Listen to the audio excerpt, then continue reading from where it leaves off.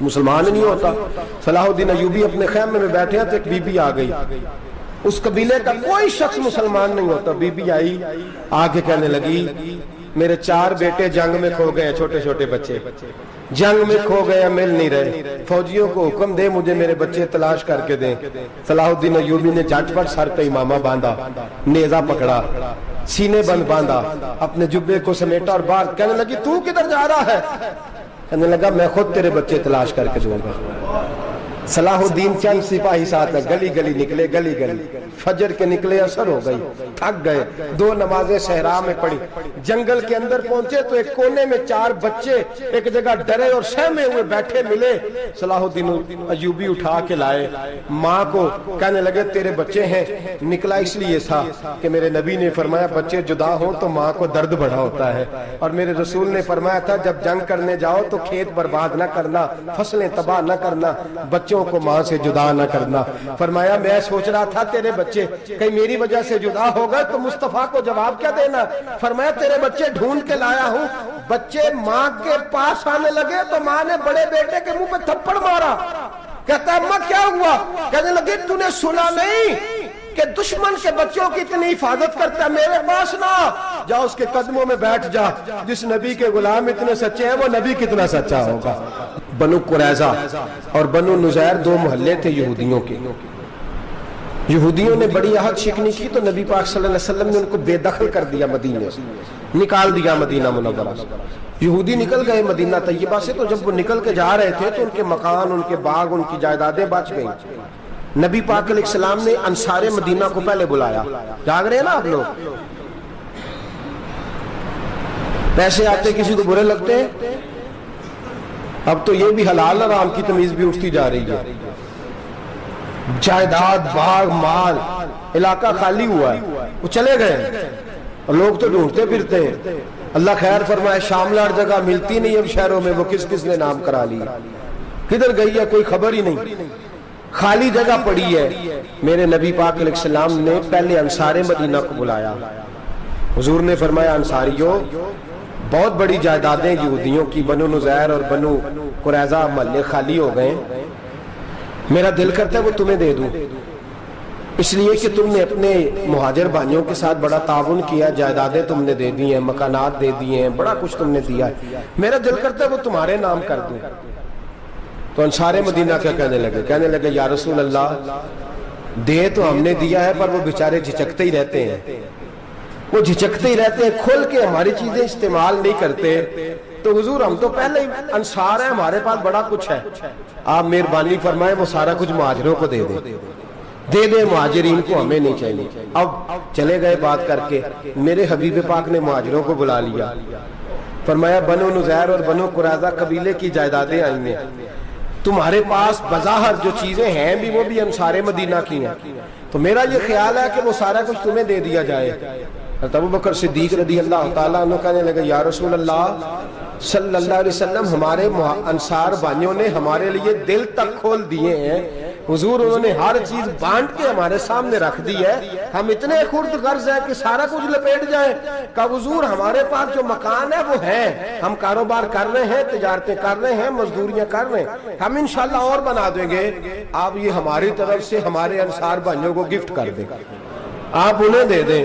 میرے حبیب کی آنکھوں میں آنسو آ گئے، میرے نبی پاک علیہ السلام رو پڑے، یا رسول اللہ آپ کیوں روتے ہیں؟ فرمایا تمہارا یہ بھائی چارہ قائم رہا تو اللہ اسلام کو بڑی قوتیں عطا فرمائے گا، اللہ طاقتیں دے گا اسلام کو، اگر تمہارا یہ رنگ قائم رہا، یہ انداز، میرے غلاموں تمہارے یہ طور طریقے، ایک بھائی کہتا ہے دوسرے کو، دوسرا کہتا ہے تیسرے کو۔ مسلمانوں کی نا ایک تعداد لڑتے لڑتے لڑتے لڑتے دور چلے گئی، تاتاریوں نے قید کر لیا، 4 مسلمان تھے، تبلیغ کرنے گئے، جنگ کرنے گئے، جہاد کرتے کرتے کافروں سے لڑتے لڑتے تاتاری قوم میں چلے گئے، وہاں قید کر لیے گئے تو سزائے موت کا حکم ہوا، 4 بزرگ تھے، سزائے موت کا حکم ہوا تو تاتاری بادشاہ جو تھا وہ بڑا خلاف تھا، بڑا سخت مخالف تھا مسلمانوں کے، اس نے کہا کہ ان کو جب پھانسی دینا نا مسلمانوں کو تو میرے سامنے دینا۔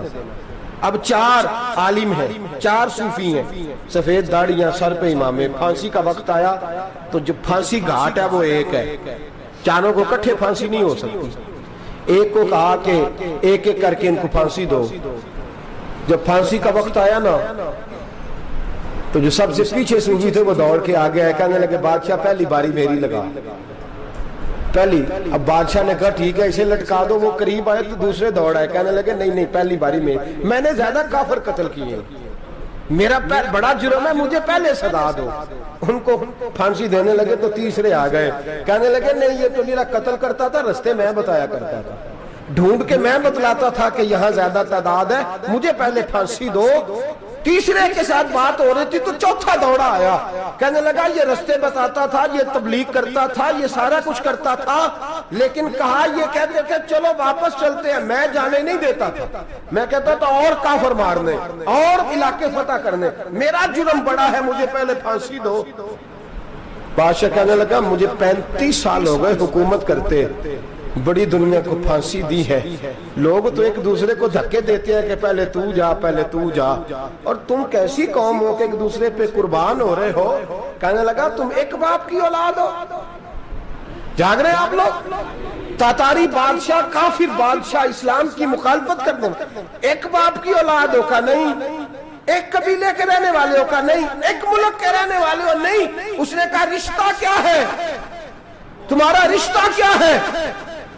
تو بول کے کہنے لگے خدا ایک ہے نبی ایک ہے, خدا ایک ہے اور نبی منفرد ایک ہے, اس قوم کی نقصان بھی ایک ہی سب کا نبی, اللہ بھی قرآن بھی ایک. کیا ہی اچھا تھا ہوتے اگر مسلمان بھی ایک, یوں تو سید بھی ہو مرزا بھی ہو افغان بھی ہو, تم سبھی کچھ ہو بتاؤ کہ مسلمان بھی ہو. فرمایا ہمارا اللہ ایک ہے نبی ایک ہے, تو کہا پھر ایک دوسرے پہ جان کیوں دیتے ہو؟ فرمایا ہمارے نبی نے ہمیں بھائی بھائی بنا دیا ہے, بھائی کا دل نہیں کرتا اس کی آنکھوں کے سامنے بھائی چلا جائے, ہمارا دل نہیں کرتا پہلے مجھے دے پہلے مجھے دے. بادشاہ کہنے لگا تمہارا جذبہ مجھے متاثر کر گیا, جاؤ میں تم چاروں کو آزاد کرتا ہوں, تمہیں آزاد کرتا ہوں. میرے دوستو یہ رنگ تھا, دیکھیں نا, یہ اس دھرتی نے نظام دیکھا ہے نا, اس فلک نے پہلی بار دیکھا, اس زمین نے پہلی بار, اور میرے حضرت صاحب فرمایا کرتے تھے زمین تڑپ کے روئی, اس نے پہلی دفعہ دیکھا. احد کا میدان ہے, 3 صحابہ تپتی ہوئی زمین پہ زخموں سے چور چور پڑے ہیں. حضرت انس بن نضر رضی اللہ تعالیٰ عنہ پانی کا پیالہ لے کے پہنچے, ایک زخمی سے کہا تجھے پانی پلانا ہے, تو کہنے لگا میرے زخم تھوڑے ہیں, وہ جو ساتھ پڑا ہے اس کے زخم گہرے ہیں, پہلے اسے پانی پلا دے, جا اسے دے دے. اس کے پاس پہنچے تو وہ کہنے لگا وہ مجھ سے پہلے گرا تھا, اس کا زخم زیادہ گہرا ہے, اسے پانی پلا. تیسرے کے پاس گئے تو کہنے لگا چوتھا تڑپ زیادہ رہا ہے, اس کی عمر زیادہ ہے, میں تو جوان ہوں برداشت کر لوں, بڑھاپے کی وجہ سے نڈال ہو گیا, پہلے اسے پانی پلا. چوتھا کہنے لگا 5ویں کے پاس جا, 5واں کہنے لگا 6 کے پاس جا. حضرت انس بن نضر کہتے میں رو پڑا, میں نے کہا محمد کے غلاموں, رسول نے تمہیں کیسا جذبہ دے دیا ہے, زبانیں پیاس سے باہر ہے لیکن تمہاری اخوت مرتے دم تک قائم ہے. کہتے میں 7ویں کے پاس گیا تو کہنے لگا اگر 6 قربانی دے سکتے ہیں تو مجھے خود غرض نہ سمجھ, میں نے نہیں پانی پینا, جا پہلے کے پاس لے جا. کہتے میں پہلے کے پاس آیا تو روح پرواز کر گئی, دوسرے کے پاس آیا تو روح پرواز کر گئی, میں 7ویں تک آیا تو انتقال کر گئے. کہتے ہیں پانی کا پیالہ میں نے اٹھایا اور میں نے زمین پہ رکھا تو میں نے کہا پانی گھما رہنا, محمد کے غلام مر تو جاتے ہیں پر ایک دوسرے کا خیال بڑا رکھا کرتے ہیں, گھما رہنا یہ مر جایا کرتے لیکن ایک دوسرے کا درد. میرے دوستو لٹا ہوا برما, روتے ہوئے مسلمان, سسکیاں اور آہیں لیتی ہوئی مائیں پوچھتی ہیں اے خاصا اے خاصان رسول, وقت دعا ہے, امت پہ تیری آ کے عجب وقت پڑا ہے. وہ دین جو بڑی شان سے نکلا تھا وطن سے, پردیس میں وہ دین آج غریب الغربا ہے. فریاد ہے اے کشتی امت کے نگہباں, بیڑا یہ تباہی کے قریب آن لگا ہے. اور کیا خوبصورت جملے کہے تھے کہ نبی پاک صلی اللہ علیہ وسلم نے, حضور نے فرمایا تھا میرا مومن ایک جان کی طرح ہوتا ہے, ایک جان کی طرح ہوتا ہے, ایک کو تکلیف ہو جسم کے ایک حصے کو سارا حصہ پریشان ہوتا ہے. فرمایا یہ ایک مکان کی طرح ہے, ایک اینٹ دوسری اینٹ کو مضبوط کرتی ہے. فرمایا یہ مضبوط لوگ ہیں, یہ مضبوط لوگ. حضرت عمر فاروق کا زمانہ ہے, ایک آدمی نے سیری بھیج دی, ایک گھر میں بطور تحفہ، قحط کا زمانہ تھا، گوشت ملتا نہیں تھا، جانور، ایک آدمی نے سری بھیج دی ایک آدمی کے گھر میں۔ اس نے کیا کیا؟ اس نے اپنی بیوی سے کہا ہماری تو خیر ہے، ساتھ والا پڑوسی زیادہ غریب ہے، ادھر نہ بھیج دیں، یہاں گندم امیر شہر کی ہوتی رہی خراب، اور بچی کسی فقیر کی فاقوں سے مر گئی، کہا ساتھ والے پڑوسی کے گھر سے میں کئی دنوں سے بھوک کی آوازیں، وہاں بھیج دے۔ اس کے گھر گئی تو اس کی بیوی شوہر کو مشورہ دیتی ہے، کہتی ہے میرے بچے تو دلیر ہے، ساتھ والے کے چھوٹے ہیں، وہ گزارا نہیں، ادھر نہ بھیج دیں۔ ادھر گئی، ایک روایت ہے 7 گھر، ایک روایت ہے 21 گھر، 21 گھروں میں گھومتی ہوئی وہ شریف پھر پہلے کے گھر میں آ گئی، اور پہلا صحابی کہنے لگا صرف تو نے ہی محمد کا کلمہ نہیں پڑھا، باقی 20 نے بھی پڑھا ہوا ہے، صرف تو نے ہی رسول اللہ سے یہ درس نہیں لیا، باقیوں نے بھی لیا ہے، اور صرف تیرے اندر ہی جذبہ اظہار نہیں، تو ہی صرف مسلمانوں سے پیار نہیں کرتی، سارے ہی پیار کرتے ہیں۔ وہ شریف پھر آ گئی ہے، اب کیا کرنا ہے؟ اب کیا کرنا ہے؟ تو امام نبوی نے لکھا ہے، وہ کہنے لگی کرنا کیا ہے؟ پکاؤں گی میں اور کھائیں گے 21 گھر، پھر بھی اکیلے نہیں کھائیں گے، پکاؤں گی میں اور کھائیں گے 21 گھروں کے مطابق شوربہ پکا، اور پھر برتن میں ڈال کے وہ بی بی ایک کے گھر کا دروازہ کھٹکھٹاتی ہے، کہتی ہے مصطفیٰ کے غلاموں نکلو باہر اور کھاؤ، اس لیے کہ جس نبی نے مجھے پیار کا حکم دیا اسی نے تمہیں بھی پیار کرنا سکھایا ہے، یہ رنگ چشم فلک نے سکھایا ہے۔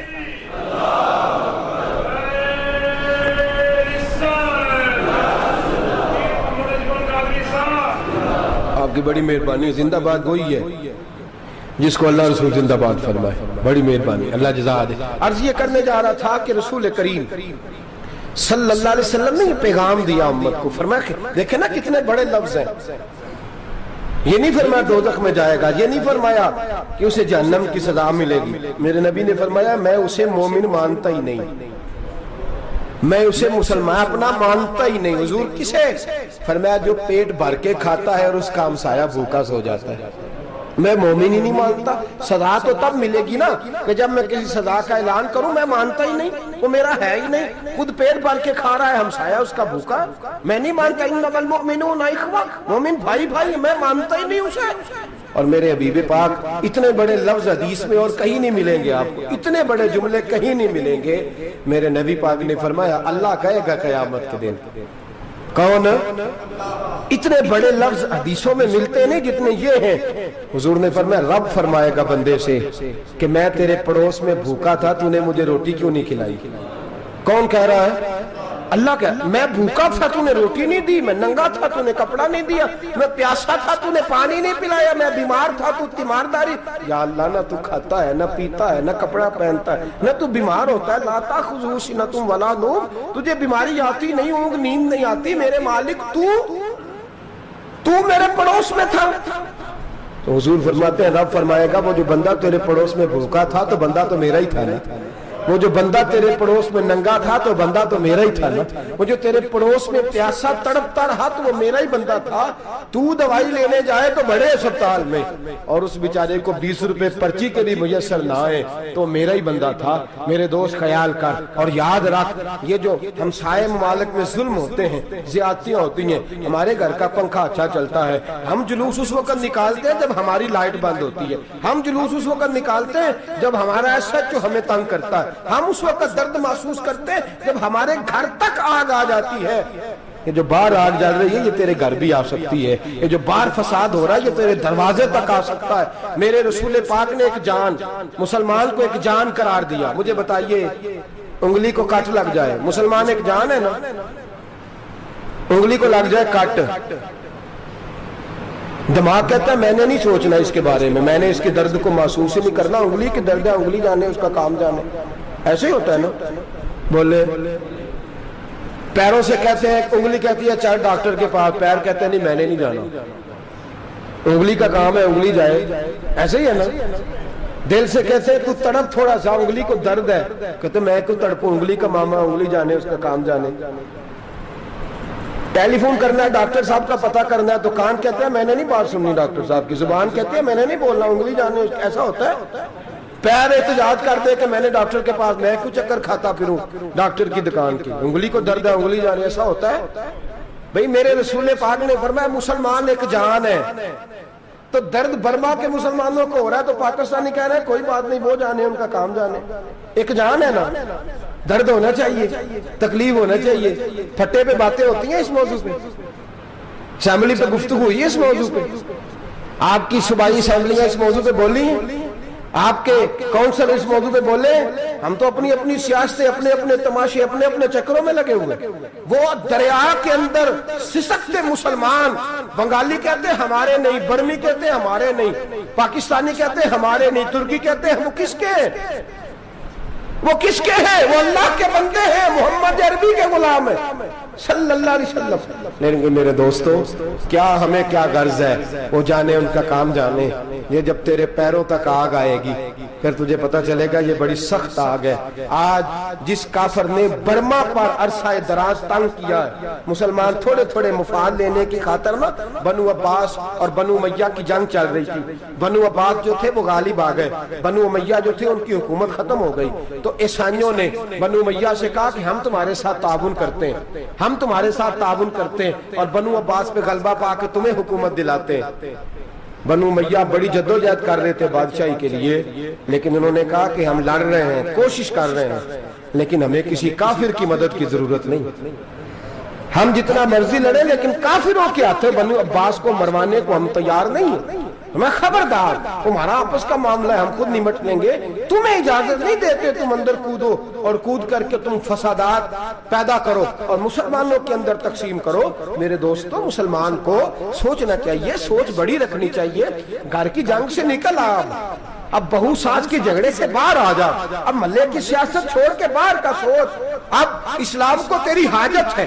اب پوری دنیا جب مسلمان کو دیکھے نا، فیس بک یوز ہوتی ہے، اس پہ نوجوان جب اسلام کی بات کرنے لگے گا، اس پر جب بڑا اسلام کی بات کرنے لگے گا، پوری دنیا میں پیغام جائے گا کہ مسلمان اب جاگنے لگا ہے، مسلم خوابیدہ بیدار ہونے لگا ہے، اب اس کی آنکھیں کھلنے لگی ہیں، اب یہ اپنے مذہب کی بات کرتا ہے، اب یہ اپنے ملک سے، صوبے سے، برادری سے نکل کر بولتا ہے، اب یہ کہتا ہے کہ بازو تیرا توحید کی قوت سے قوی ہے، اسلام تیرا دیس ہے، تو مصطفی ہے، اب یہ بڑی سوچ رکھتا ہے، اب یہ عالمی بات کرتا ہے۔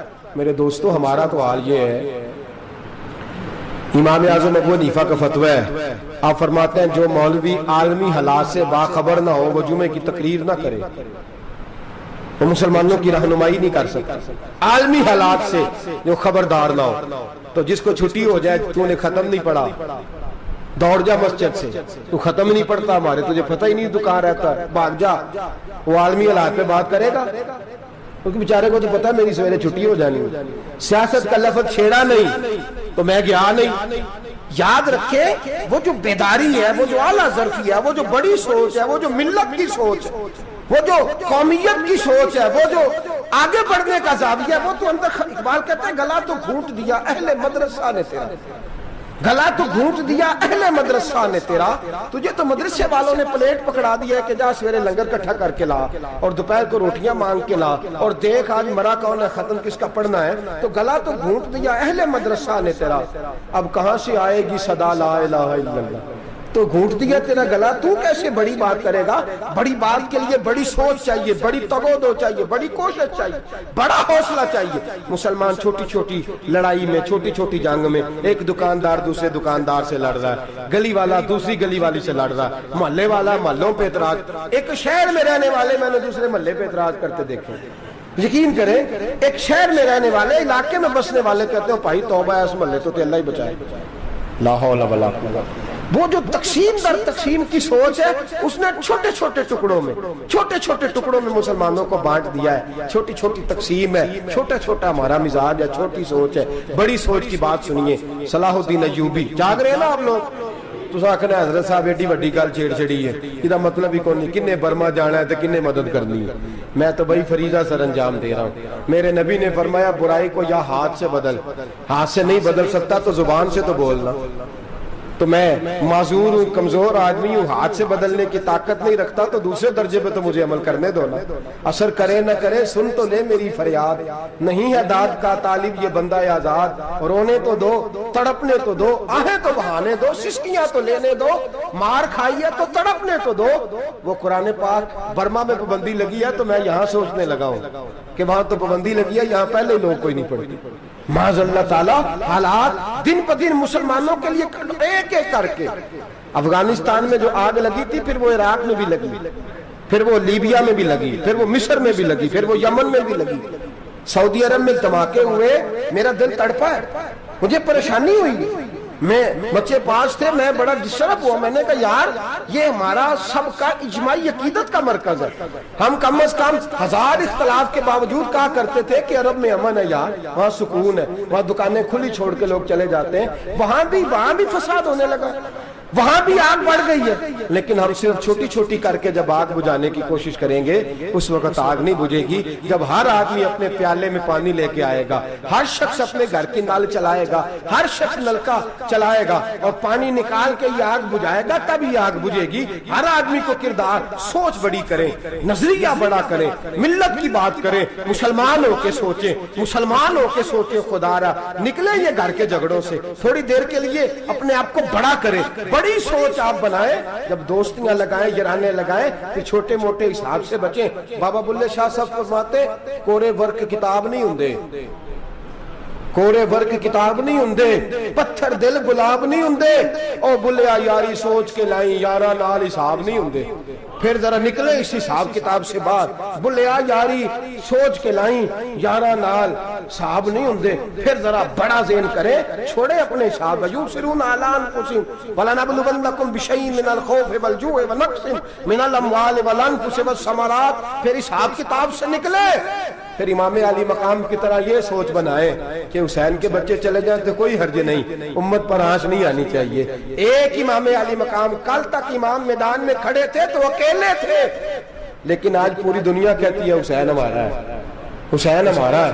آج نظریہ امام علی مقام زندہ ہے، تو اکیلا ہے تو کھڑا ہو، یہ نہ کہا کر چھوٹی سی مسجد ہے، ایک کونا ہے کھڑکاوا، مولانا تقریر کر رہے ہیں تو کیا بنے گا، ایک آواز کہیں سے گونجا کرتی ہے، پھر اس میں تاثیر میرا اللہ پیدا فرما دیا کرتا ہے، پھر اس کے اندر قوت میرا رب پیدا فرما دیا کرتا ہے، پھر اللہ اس میں تاثیر پیدا کر کے چار دانگ عالم میں پھیلا دیا کرتا ہے۔ صلاح الدین ایوبی، مسلمانوں پہ ظلم ہوا، فلسطین میں آگ لگی اور پورے فلسطین کی گلیاں خون سے بھر گئیں، ایک دن کے اندر 70,000 مسلمان قتل ہوا۔ گھوڑوں سے سڑکوں پہ چلا نہیں جاتا تھا، گھوڑے پھسلتے تھے، اتنا خون تھا، اور کچی سڑکیں تھی، اتنا خون تھا، پہلے کچی زمین نے خون پیا، پھر خون اس سے باہر آیا، پھر بھی اتنا سخت 70,000 آدمی قتل ہوا۔ صلاح الدین ایوبی کون تھے؟ میرے غوث اعظم جیلانی کے مدرسے کے طالب علم تھے۔ جامعہ نظامیہ مدرسہ، یہ مدرسے ہیں جنہوں نے دین کے مجاہد پیدا کیے، مدارس ہیں جنہوں نے دین کے مجاہد پیدا کر کے پوری دنیا کے اندر پھیلائے ہیں۔ مدارس کے اندر دہشت گردی آئی، میں اختلاف نہیں کرتا، لیکن ابھی بھی مدرسے ہیں جن مدرسوں سے رسول اللہ کے دین کا سچا درس دیا جاتا ہے، امن پیار اور محبت کی فضا کو عام کیا جاتا ہے وہ مدارس، اور انشاءاللہ قیامت کی صبح تک وہ مدرسے قائم رہیں گے۔ صلاح الدین ایوبی مدرسے کے طالب علم ہے، مدرسے کا، لیکن مدرسہ اس کا تھا جو ساتھ درویش بھی تھا، جو ساتھ اللہ رسول کے احکامات محبت کے ساتھ پھیلانے والے غوث اعظم جیلانی کا مدرسہ تھا، اس مدرسے کا پڑھنے والا طالب علم۔ دیکھیں نا، علم دین شہید کون تھا؟ نعتیں پڑھنے والا تھا نا، ختم دلانے والا تھا۔ عامر چیمہ شہید کون تھا؟ نعتیں پڑھنے والا تھا نا۔ یہ نعتیں وہ چیز ہوتی ہے جو دلوں کے اندر اثر پیدا کر دیتی ہے، جو نبی پاک کی محبت کو پروان چڑھاتی ہے، اور یہی چراغ جلے گا تو روشنی ہوگی۔ صلاح الدین ایوبی اکیلا اپنے دوستوں سے کہنے لگا مسلمانوں کی مدد چند سالوں میں نکلو مدد کریں۔ انہوں نے کہا تیرے نکلنے سے کیا ہوگا؟ کہنے لگا میں نے نہیں نکلنا، میرے اللہ نے میری مدد کرنی ہے، میرے اللہ نے میری اٹھ باندھ کمر کیا ڈرتا ہے، پھر دیکھ خدا کیا کرتا ہے، اور میں مجھے نکلنے دے، اللہ میری مدد کرے گا۔ تھوڑا تھوڑا کر کے فوج جمع کی، کوشش کی، چند سالوں کے بعد اسی جگہ جہاں مسلمانوں کا خون بہا تھا، اللہ نے اسلام کا جھنڈا پھر سے بلند کر دیا۔ صلاح الدین ایوبی فاتح بن کے مسجد اقصی کے دروازے پہ کھڑا ہے. چند سال گزرے، عیسائیوں کا اپنا وہ ظلم ابھی یاد ہے، اور عیسائی سارے لیڈر کہتے ہیں تیاری کر لو، اب ہمارے بچے کاٹے جائیں گے، عورتیں بیوہ ہوں گی، گردنیں کٹیں گی، اب دیکھنا جتنا خون ہم نے بہایا تھا مسلمان اس سے دگنا بہائیں گے. صلاح الدین ایوبی گھوڑے پہ کھڑے ہیں اور پوچھتے ہیں او عیسائیوں بتاؤ تمہارے ساتھ کیا کروں. گردنیں جھک گئیں، جواب کوئی بھی نہیں. کہا تم نے 70,000 مسلمان ایک دن میں مارا تھا، بولو تمہارے ساتھ کیا کروں. تم نے ایک دن میں مسلمان یوں کاٹے جیسے گاجر مولی کاٹی جاتی ہے، بولو کیا کروں. عیسائی کہنے لگے ہمیں اپنے ظلم یاد ہے، تشدد یاد ہے، بربریت یاد ہے، تو بہتر جانتا ہے تو نے کیا کرنا ہے. صلاح الدین ایوبی گھوڑے پہ فاتح کھڑا ہے، آنکھوں میں آنسو آئے، تڑپ کے رویا، کہنے لگا میں تمہارے ساتھ وہی سلوک کروں گا جو میرے مصطفیٰ نے قریش مکہ کے ساتھ فرمایا تھا. لا تصریب علیک، جاؤ تم پر کوئی زیادتی، جاؤ تم آزاد ہو. اس نے کہا تو کر کیا رہا ہے؟ کہنے لگا میں کیا کروں، میں اس محمد کا ماننے والا ہوں جس نے معاف کرنا سکھایا ہے صلی اللہ علیہ وسلم. میرے پیروں میں زنجیر ہے رسول اللہ کی غلامی کی، جاؤ تم آزاد ہو. اس نے کہا تم آزاد ہو. لوگوں نے کلمہ پڑھنا شروع کر دیا، اشہد ان لا الہ الا اللہ واشہد ان محمدن عبدہ. سارے قبیلے کے کچھ نہ کچھ لوگ مسلمان، ایک قبیلہ رہ گیا مسلمان نہیں ہوتا. صلاح الدین ایوبی اپنے خیمے میں بیٹھے ہیں تو ایک بی بی آ گئی، اس قبیلے کا کوئی شخص مسلمان نہیں ہوتا. بی بی آئی، آگے کہنے لگی میرے 4 بیٹے جنگ میں کھو گئے، چھوٹے چھوٹے بچے جنگ میں کھو گئے، مل نہیں رہے، فوجیوں کو حکم دے مجھے میرے بچے تلاش کر کے دیں. صلاح الدین ایوبی نے جھٹ پٹ سر پہ امامہ باندھا، نیزہ پکڑا، سینے بند باندھا، اپنے جبے کو سمیٹا اور باہر. کہنے لگی تو کدھر جا رہا ہے؟ کہنے لگا میں خود تیرے بچے تلاش کر کے دوں گا. صلاح الدین چند سپاہی ساتھ ہے، گلی گلی نکلے، گلی گلی فجر کے نکلے، اثر ہو گئی، تھک گئے، 2 نمازیں صحرا میں پڑھی. جنگل کے اندر پہنچے تو ایک کونے میں 4 بچے ایک جگہ ڈرے اور سہمے ہوئے بیٹھے ملے. صلاح الدین ایوبی اٹھا کے لائے، ماں کو کہنے لگے تیرے بچے ہیں. نکلا اس لیے تھا کہ میرے نبی نے فرمایا بچے جدا ہوں تو ماں کو درد بڑا ہوتا ہے، اور میرے رسول نے فرمایا تھا جب جنگ کرنے جاؤ تو کھیت برباد نہ کرنا، فصلیں تباہ نہ کرنا، بچوں کو ماں سے جدا نہ کرنا. فرمایا میں سوچ رہا تھا تیرے بچے کہیں میری وجہ سے جدا ہو گئے تو مصطفیٰ کو جواب کیا دینا. فرمایا تیرے بچے ڈھونڈ کے لایا ہوں. بچے ماں کے پاس آنے لگے تو ماں نے بڑے بیٹے کے منہ پہ تھپڑ مارا. کہتا اماں کیا ہوا؟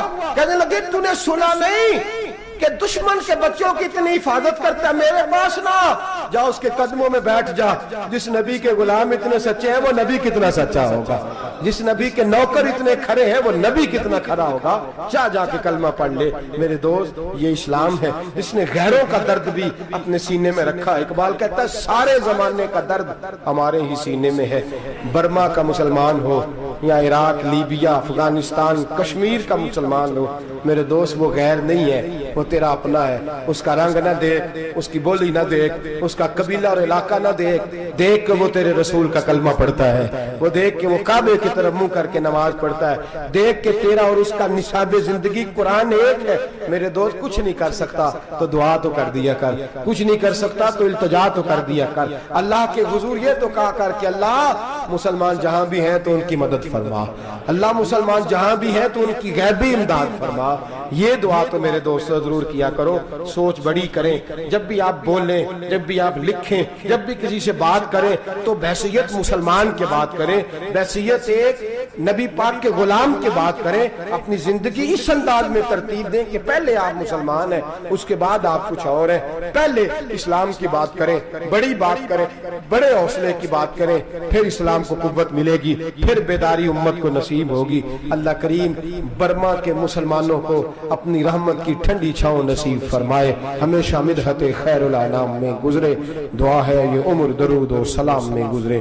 آخر دعوانا ان الحمدللہ رب العالمین. اور اگر آپ نے ابھی تک ہمارا چینل سبسکرائب نہیں کیا تو فوراً سبسکرائب کیجیے، ساتھ ہی بیل آئیکن پر کلک کریں تاکہ مزید آنے والی ویڈیو ہے وہ آپ کو وقت پر ملتی رہے.